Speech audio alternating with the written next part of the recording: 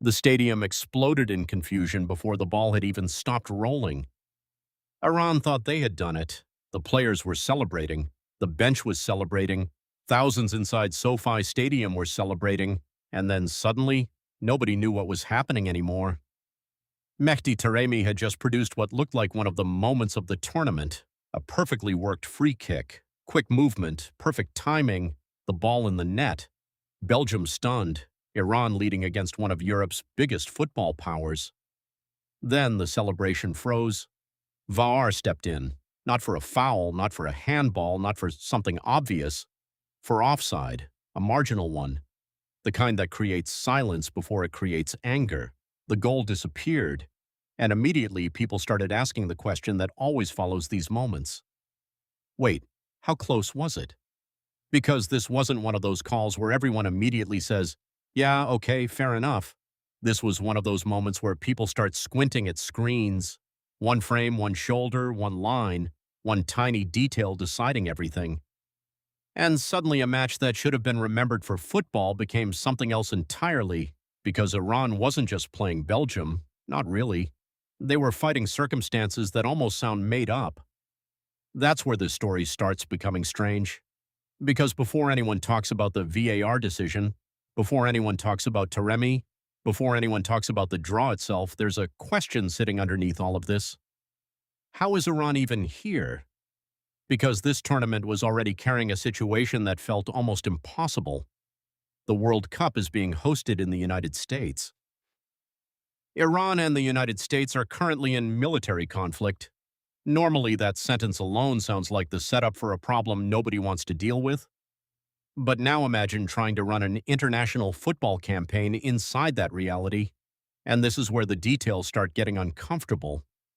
Iran isn't even operating like a normal World Cup team. They're based in Tijuana, Mexico, which means on match days they are crossing an international border into the United States just to play football. Then they return afterward, again and again, back and forth, back and forth. Imagine preparing for the biggest tournament in world football while carrying the routine of international travel every time you need to step onto a pitch. Most teams wake up, eat breakfast, train, review tactics, arrive at the stadium.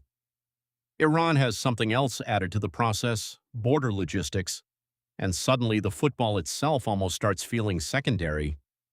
But somehow it gets even stranger, because the travel situation wasn't the only problem. 15 senior Iranian Football Federation officials reportedly couldn't even attend, denied visas, including the federation president. Think about that for a second. The people who normally support a national team at the highest level, gone, missing, not there. And at that point, people started asking another question. What exactly does participation even mean if parts of your own football structure are effectively separated from you? Because football teams don't exist in isolation. There's an entire system around them: leadership, administration, support staff, representation. Now imagine trying to function when parts of that system are missing. But there was another issue quietly developing, and this one hit closer to the fans. According to allegations from the Federation, their official ticket allocation had been revoked, meaning the supporters visible inside stadiums weren't organized traveling fans brought through normal structures. Many were members of the Iranian diaspora who secured access independently. Think about what that creates. A World Cup team already operating under extraordinary circumstances, leadership separated, logistics disrupted, support systems weakened, and suddenly questions started growing. How much pressure can one team absorb? Because pressure was becoming visible, not behind the scenes, inside the stadium itself. The national anthem was loudly booed, and immediately the atmosphere changed, because football crowds boo things all the time, players, referees, team, but national anthems carry something different. Now suddenly football wasn't sitting alone anymore, politics wasn't sitting alone anymore, identity wasn't sitting alone anymore. Everything started colliding at once, and in the middle of it all stood the players, just the players, trying to play football, trying to focus on 90 minutes, trying to pretend none of the noise existed, except noise like that always exists. And people noticed something. Iran didn't collapse. Actually, they did the opposite. Against New Zealand, they had already fought back twice for a draw. Against Belgium, they stayed organized, disciplined, focused. Belgium had stars everywhere. Kevin De Bruyne, Romelu Lukaku, names that carry enormous expectations, yet Belgium couldn't break them down. Then things got harder. Iran went down to 10 men for the final 24 minutes, and still Belgium couldn't score. Now people started noticing something uncomfortable.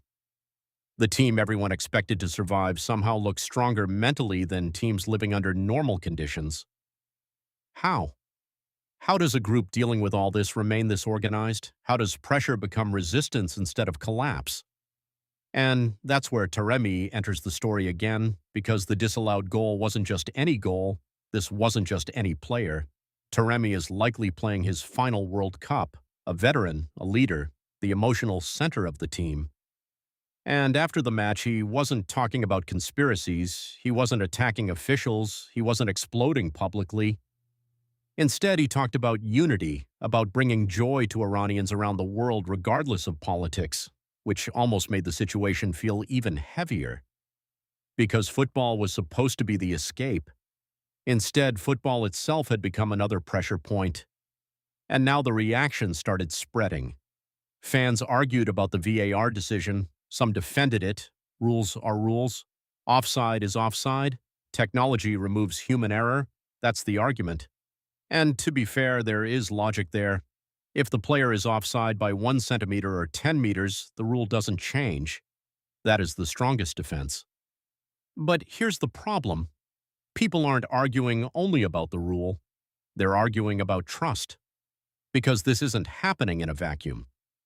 Football has spent years creating arguments around VAR, fans celebrating goals while waiting for checks, decisions taking minutes, marginal calls deciding huge moments, people staring at computer-generated lines trying to convince themselves certainty exists. And every time that happens, another small piece of confidence disappears. Because football was sold a promise. More accuracy, more fairness, more certainty. Instead, many fans feel they got something different. More arguments, more confusion, more suspicion. And in matches like this, suspicion spreads fast, especially when emotions are already running high, especially when circumstances are already abnormal, especially when people already feel pressure surrounding everything else. Suddenly, a disallowed goal becomes bigger than a disallowed goal, because now people start asking things they weren't asking before. Would reactions be different under different circumstances? Would the conversation feel different if another team scored it? Would this be remembered differently if Iran weren't carrying all this pressure already? Those questions may not have easy answers, but they're being asked.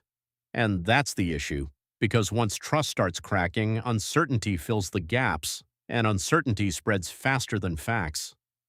Now Iran sits with 2 points from 2 matches. Everything comes down to Egypt, 1 game. Win and they reach the round of 32 for the first time ever. Lose and the story changes completely. But maybe the strangest part of all this is that the scoreline against Belgium was 0-0, 0 goals, no winner, no dramatic late strike. Nothing that normally becomes tournament history. Yet somehow people walked away talking about everything except the score. They talked about borders, visas, pressure, booing, isolation, VAR, and a goal that existed for only a few seconds before disappearing. Because sometimes the biggest World Cup stories aren't about lifting trophies. Sometimes they're about seeing how much pressure can surround a team before something finally breaks. And right now, the question hanging over all of this is becoming impossible to ignore. How much more can